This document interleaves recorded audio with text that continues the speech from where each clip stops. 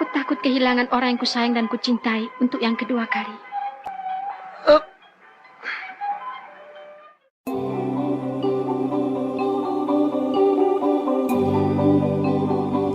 Hai teman-teman semua, apa kabarnya? Semoga kalian dalam keadaan sehat dan berbahagia. Kali ini Mimin akan bahas alur cerita film yang agak jadul nih. Semoga kalian terhibur ya. Film ini berjudul Sang Kuryang yang dibintangi oleh Susana, Klip Sangra, Rian Hidayat, dan Him Damsik, serta masih banyak lagi pemain lainnya. Film ini dikisahkan dari cerita legenda, dan ini adalah kisah nyata di zaman dulu. Sang Kuryang adalah pejuang rakyat. Ia adalah pahlawan, dan cita-cita dia ingin membebaskan negeri ini dari keangkara murkaan pun telah tercapai.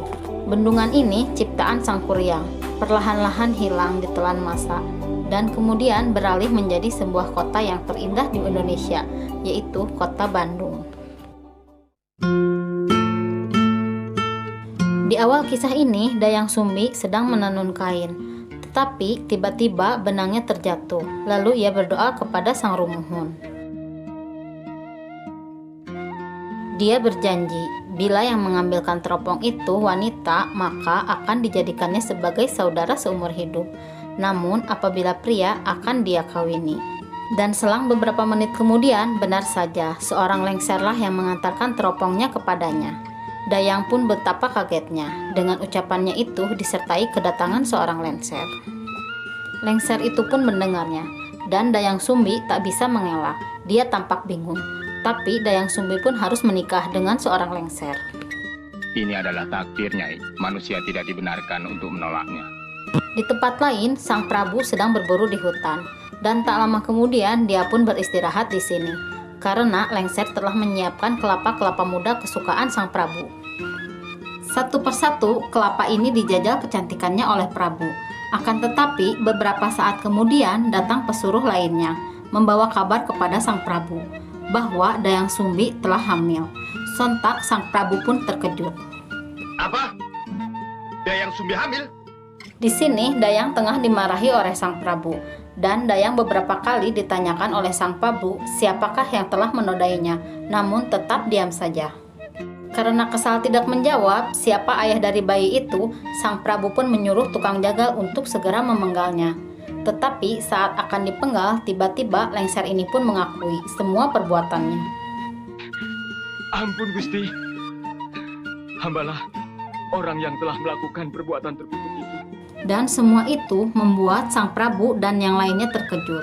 Sang Prabu kemudian marah karena dia telah menaruh kepercayaan yang begitu dalam tetapi disia-siakan begitu saja. Walau lengser ini sudah memohon ampun atas kekurang ajarannya, tetapi Prabu tetap menyiksanya. Akan tetapi dihentikan oleh Dayang karena ia merasa kasihan. Karena bujukan Ibu Ratu, Prabu akhirnya mengurungkan niatnya untuk menghabisi mereka berdua. Tetapi tetap Prabu merasa itu adalah aib baginya, dan Sang Prabu pun bertanya kepada Ibu Ratu apa yang harus ia lakukan. Ibu Ratu menyuruhnya untuk menikahkan mereka berdua dan memberikan kesempatan kepada cucunya untuk hidup, dan Prabu juga menurutinya. Aku nikahkan kau dengan anakku. Lalu dinikahkanlah mereka, sambil Prabu pun berkata bahwa ia tidak ridho akan perbuatan dia terhadap anaknya yang seperti anjing. Dan tak lama kemudian si lengser ini pun berubah menjadi anjing. Saat Dayang Sumbi meminta ampun kepada Prabu, namun malah dia diusirnya dari istana ini. Penyalah dari istana ini. Aku tidak ingin melihat muka kalian. Beberapa tahun kemudian, anak Dayang Sumbi pun telah tumbuh dewasa. Dia adalah Jakasona. Dia baru saja pulang berburu di hutan dan membawakan seekor kelinci hasil buruannya yang diberikan kepada Dayang Sumbi. Mak selalu merasa bangga menerima hasil buruanmu. Akan tetapi Jaka pun bilang kepada emaknya bahwa ini sudah menjadi rimbanya dan dia tidak takut karena selalu ditemani oleh si Tumang. Dayang pun berkata betapa bahagianya seandainya ada bapamu di samping kita. Tapi sayangnya dia sudah mati dengan gagah di medan laga. Jaka pun tidak menyesalinya karena ini sudah menjadi kehendak yang Rumuhun. Dan Jaka pun berkata bahwa Tumang adalah sahabat sekaligus seorang ayah baginya. Bagi Jaka, ia adalah sahabat, juga seorang ayah. Dari atas sini, Jaka memanggil-manggil Dayang, dan Jaka akan mengambilkan dahan-dahan yang besar untuk emaknya. Namun, Dayang ketakutan Jaka terjatuh, makanya menyuruhnya untuk turun. Aduh, Jaka, turun! Di sungai ini, Dayang tengah mencuci pakaian, dan Jaka malah terjun bebas dari atas tebing. Emaknya sangat ketakutan, tapi Jaka malah kegirangan. Mak, ini Mak!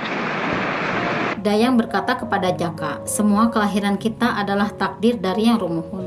Kita harus tabah menghadapi hidup ini, walau bernasib buruk seperti si Tumang sekalipun. Dan Dayang pun berkata bahwa kesetiaannya melebihi manusia, dan Dayang pun bersedih. Alangkah malangnya nasibmu, Tumang. Jaka berjanji akan selalu mencintai dan menjaga emak sampai mati. Lalu Dayang pun bangga dan terharu. Mak bangga terhadapmu, Nak. Sambil memeluk Jaka, Dayang berkata bahwa ia ingin sekali makan anti menjangan. Lalu Jaka pun bergegas mencarikannya untuk emaknya dan berpamitan kepada emak. Pergi ya, Mak. Jaka pun sampai di tengah hutan, dan benar saja, di depan matanya ada seekor menjangan yang sedang berkeliaran. Lalu Jaka menyuruh Tumang untuk mengiring menjangan itu ke hadapan Jaka. Namun entah mengapa, tak lama kemudian Tumang malah balik lagi, dan Jaka pun menyuruhnya pergi lagi ke menjangan itu. Malah Jaka menakutinya akan memanahnya bila tidak menurut. Si Tumang pun akhirnya balik lagi ke sana, dan berhasil menggiring menjangan itu kepada Jaka. Tetapi saat akan dipanah oleh Jaka, yang terkena panah itu malahan Tumang, dan Jaka pun sangat terkejut. Tapi ternyata Tumang malah berubah wujud menjadi manusia, dan Jaka pun terkejut. Tumang. Lengser ini pun berkata kepada Jaka untuk segera membunuhnya dan mengambil hatinya, karena bukanlah ibumu sangat menginginkan hati menjangan. Dengan sangat terpaksa, Jaka pun melakukan ini semua. Jaka berlari dan menghampiri Dayang Sumbi, dan dia memberikan hati itu sambil meminta maaf kepada Dayang bahwa ia tidak sengaja telah mematahnya. Beja kan Kak Mak? Sok ngomong kunaon? Si Tumang, Mak. Betapa terkejutnya Dayang, dan ia sangat murka, lalu marah dan menyiksa Jaka hingga berhamburan darah, sampai Dayang berani mengusir Jaka, dan Jaka pun pergi dari rumah sambil terengah-engah kesakitan. Anak kamu diuntung, pergi kau! Setelah malam tiba dan hujan pun turun, di sini Dayang baru tersadar dan mencari-cari Jaka kemana-mana, namun tidak ketemu. Jaka akhirnya menemukan sebuah gua, dan dia beristirahat di sini. Saat baru saja ngelenyap, tiba-tiba ada sebuah cahaya turun dan menanyakan namanya. Siapa namamu? Dia pun berkata bahwa Jaka adalah anak manusia yang sengaja diutus ke sini, dan dia akan mendapatkan ilmu di sini. Dia akan diajari oleh Guryang. Ia adalah kekuatan alam, dan kau akan kubuat menjadi manusia perkasa. Dan Jaka pun menyetujuinya. Ya. Saya bersedia. Di adegan lain, tampak Ibu Ratu sedang terbaring sakit, dan dia memiliki keinginan sebelum dia meninggal. Ia ingin bertemu dengan Dayang Sumbi dan anaknya. Panggillah mereka itu kembali. Akan tetapi, Sang Prabu pun berkata bahwa kesalahan Dayang Sumbi sangat terkutuk. Jadi, ibu jangan memaksa saya untuk memaafkannya. Di gua ini, Jaka sedang berlatih ilmu bela diri, ditemani oleh seekor ular dan monyet.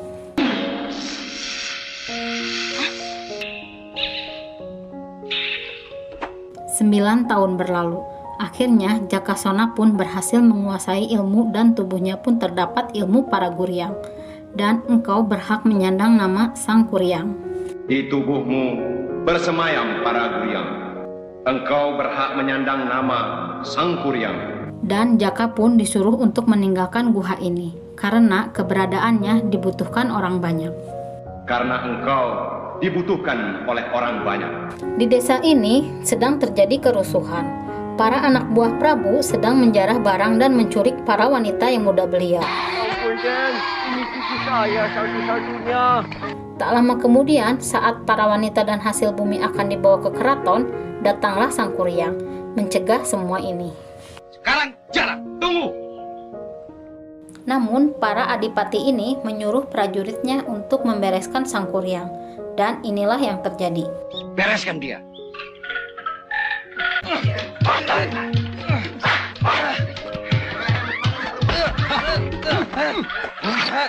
Kalian ikuti perintahku tadi. Kalau tidak, nih. Maaf Kanjeng Adipati. Aku telah berbuat kasar. Kemudian, para warga desa pun merasa gelisah, campur bahagia, karena mereka terbebas dari para petugas istana. Tetapi sebenarnya ini adalah awal dari kehancuran desa, karena mereka akan dianggap sebagai pemberontak.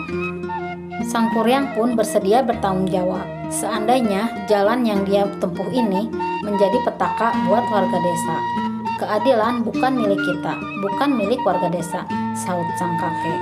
Lalu Sang Kuryang berkata, saya akan merebutnya dari Sang Prabu sambil meninggalkan mereka semua. Jaka pun menghampiri rumah semasa kecilnya. Dia mengenang kenangan manis semasa kecilnya. Tak lama ia pun masuk ke dalam dan mendapati tengkorak yang diduga ibunya. Jaka pun menangis dan meminta maaf di hadapan tengkorak ini, padahal belum tentu itu adalah Dayang Sumbi. Maafkan Jaka, Mak. Di tempat yang berbeda, Prabu sedang marah-marah kepada anak buahnya karena laporan mereka, dan Prabu pun menyuruh Kipati untuk segera menangkap Sang Kuryang. Siapa pemuda yang berani membangkang itu? Sang Kuryang. Tangkap Sang Kuryang. Bawa ke hadapanku. Dan bila mana ada rakyat yang membantu, maka bakarlah desanya sekalian. Itulah perintah Prabu kepada anak buahnya. Sang Kuryang di sini dikepung oleh anak buahnya Prabu, dan inilah yang terjadi.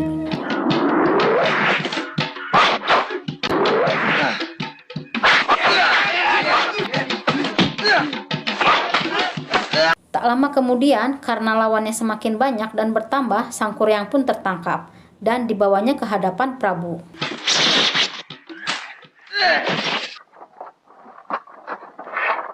Di sini Sang Kuryang ditantang oleh Sang Jagal bahwa di antara mereka berdua siapa yang akan menang, dan inilah yang terjadi.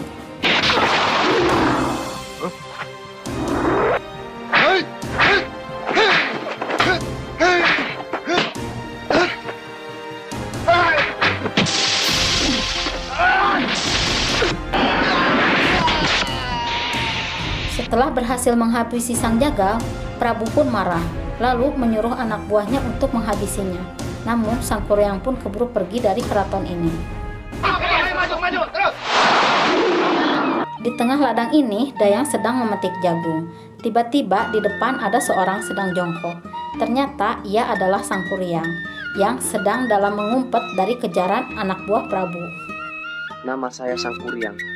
Sang Kuryang pun berkata bahwa suara dan wajah Dayang mengingatkanku kepada seseorang. Lalu Dayang membelokkan obrolan ini dengan memberikan minum kepada Sang Kuryang. Minumlah dulu.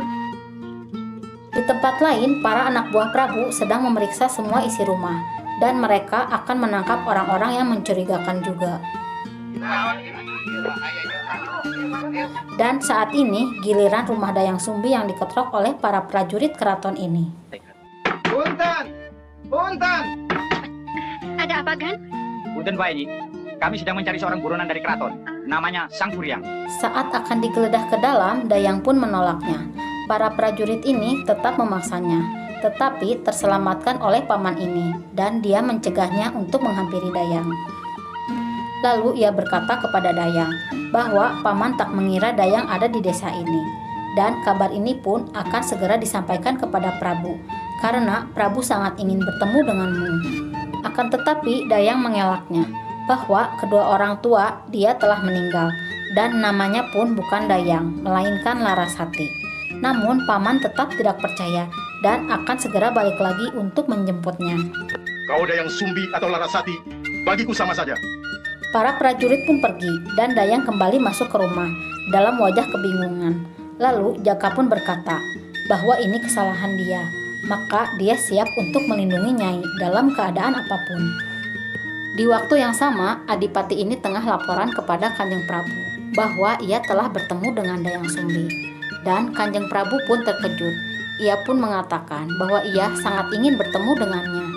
Kanjeng Prabu pun memerintahkan kepada anak buahnya untuk segera menjemput Dayang Sumbi secepatnya. Kuperintahkan kalian untuk menjemputnya segera. Baik, Gusti Prabu. Mereka ternyata tengah ngadem di sini, sama-sama memancing ikan dengan cara yang berbeda. Di saat Jaka menunjukkan ikan tangkapannya kepada Dayang, tiba-tiba Dayang teringat kenangan waktu semasa anaknya masih kecil, yang pada saat itu Sama sedang membawakan ikan untuknya. Dan Dayang pun terkejut saat Jaka akan menghampirinya. Tak lama kemudian mereka sedang berkecengkrama sambil mengobrol. Tetapi saat Dayang mengelus-elus kepala Jaka, seperti ada bekas luka yang tak asing. Dayang pun terkejut dan terbangun sambil menanyakan bekas luka apakah itu. Lalu Jaka menjelaskan semuanya kepada Dayang. Dan Dayang pun terkejut karena perkataan Jaka kecil dan Sangkuriang sangat mirip. Emakku sangat marah hingga dia memukul kepalaku. Di saat Dayang masuk ke dalam dan disusul oleh Jaka, di saat yang bersamaan juga datang para prajurit keraton dan memanah Sangkuriang. Para adipati ini berkata bahwa mereka telah menyiapkan seekor kuda untuk kendaraan pulang Nyai. Sangkuriang pun berkata bahwa kalian tidak bisa menculiknya karena akulah pelindungnya. Para adipati ini menyuruh prajurit untuk menangkap dan menggeledah rumah ini, dan terjadilah perkelahian di sini.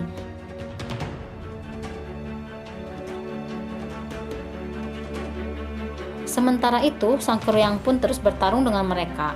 Karena mereka mainnya keroyokan, Sangkuriang pun dijebak dengan jangkar ini dan berhasil dirumpuhkan. Lalu Sangkuriang pun diseret dan dibawa ke rumah warga. Lalu dibakarlah rumah ini berserta Sangkuriangnya, dan mereka pun meninggalkannya. Semua tinggalkan tempat ini. Tak lama kemudian, Sangkuriang bukannya habis terbakar, tapi malah datang ke keraton dan menuntut keadilan kepada Gusti Prabu. Hamba datang untuk menuntut keadilan dan kebenaran. Sangkuriang pun menjelaskan bahwa Adipati selama ini telah semena-mena terhadap rakyat, sedangkan Prabu selalu terlena akan wanita. Di sini Sangkuriang pun diserang oleh semua anak buah Prabu, dan mereka di sini ingin menghabisi Sangkuriang. Tapi inilah yang terjadi.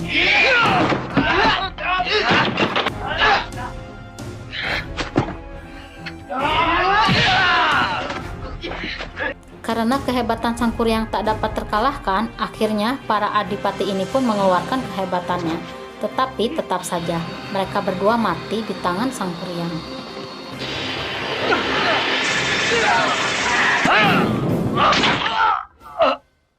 Sangkuriang pun kembali ke desa dan mencari-cari Dayang Sumbi. Lalu Dayang Sumbi di sini memanggil namanya dengan Jakasona. Tentu saja itu membuat Sangkuriang terkejut. Jangan panggil aku Nyi Jakasona. Di sini Dayang Sumbi pun menjelaskan bahwa dia adalah ibunya Dayang Sumbi. Tetapi Sangkuriang tetap tak percaya karena ibunya telah wafat dan dialah yang memakamkannya. Padahal itu semua Dayang Sumbi lakukan dengan sengaja karena tidak mau balik lagi ke keraton. Aku adalah Dayang Sumbi. Bohong! Di sini Sangkuriang malah kekeh pengen ngawinin Dayang Sumbi. Tetapi Dayang Sumbi pun menolaknya. Bagaimana mungkin, kau kan anakku. Mana mungkin seorang ibu mengawini anaknya? Lalu Sangkuriang bertanya, jika aku memang anakmu, lalu siapakah bapakku? Dan Dayang Sumbi pun kebingungan mendengar ucapan Sangkuriang. Bapakmu sebenarnya adalah... Dengan berat hati, Dayang Sumbi pun tidak menjawabnya, karena tidak ada pilihan. Dayang pun menerima ajakan Sangkuriang itu, tetapi dengan pengajuan satu syarat. Syarat itu adalah Sangkuriang harus membendung kali Citarum. Lembah itu harus dijadikan danau, dan buatlah perahu untuk kita berlayar. Dan itu semua harus dibereskan besok sebelum matahari terbit. Dan Sangkuriang pun menyetujui persyaratan itu. Bergegaslah ia melakukan semuanya. Sadarkanlah anakku itu. Karena Sangkuriang telah dibekali ilmu yang cukup sewaktu di guha, dan inilah yang terjadi kepada Sangkuriang.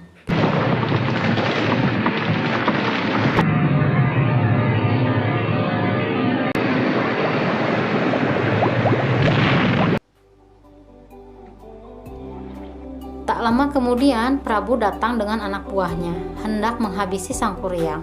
Namun, sebelum berduel dengan Prabu, anak buahnya ingin menjajalnya duluan. Tetapi, hanya dalam sekejap saja anak buahnya ini pun KO. Dan akhirnya, Sang Kuryang pun berduel dengan kakeknya sendiri.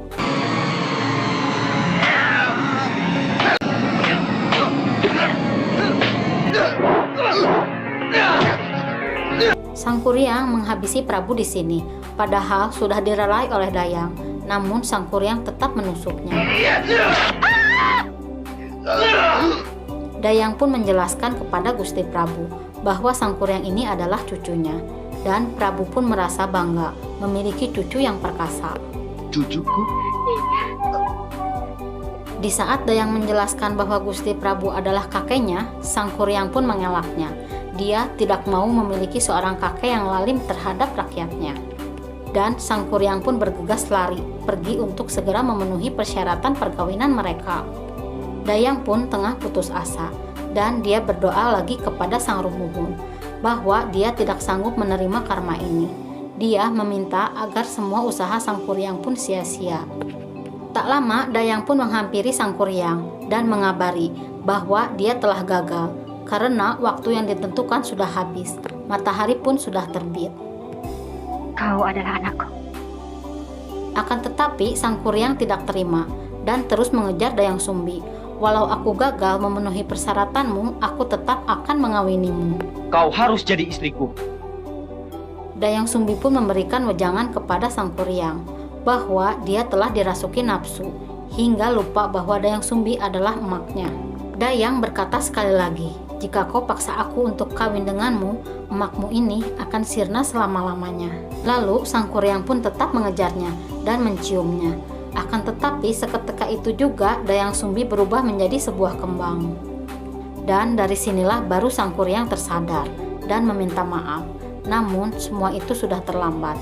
Dayang Sumbi pun banyak berpesan kepada Sang Kuryang dan dia sangat kecewa akan sikapnya selama ini. Akhirnya perahu ini pun ditendang oleh Sang Kuryang hingga terlempar jauh. Yang konon katanya perahu sakti Sang Kuryang itu kini menjadi sebuah cerita abadi, yaitu Gunung Tangkuban Perahu. Demikian alur cerita film Sang Kuryang ini teman-teman. Semoga banyak pelajaran dan makna yang diambil dari film ini. Sampai ketemu di alur cerita selanjutnya.